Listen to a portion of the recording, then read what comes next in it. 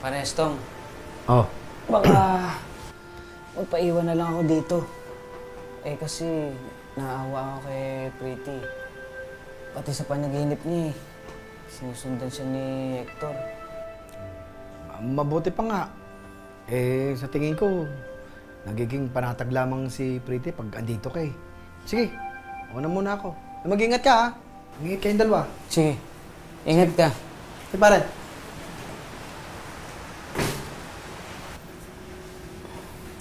Alam mo, Pretty, kung sakaling maiaalis ko lang lahat yung mga pangamba mo, gagawin ko. At kung sakaling nabibigyan ng pagkakataon na bantayan kita lagi, gagawin ko yun.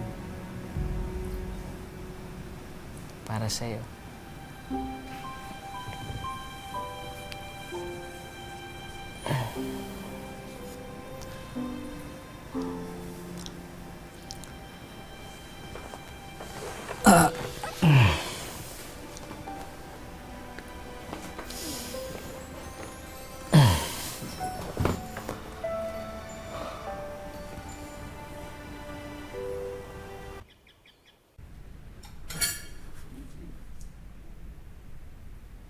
Oh.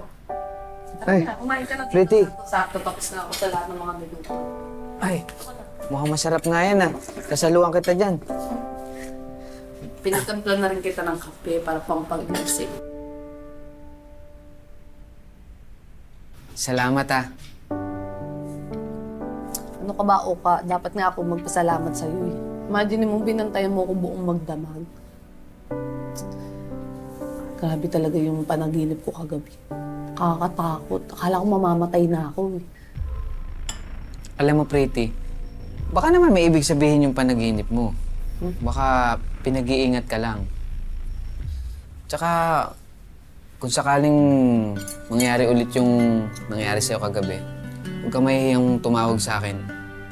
Sasamahan kita. Ulit. Kain na.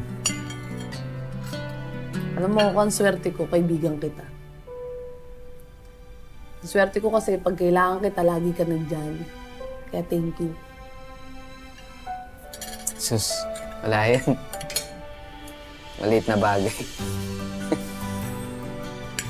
Oh, hati tayo.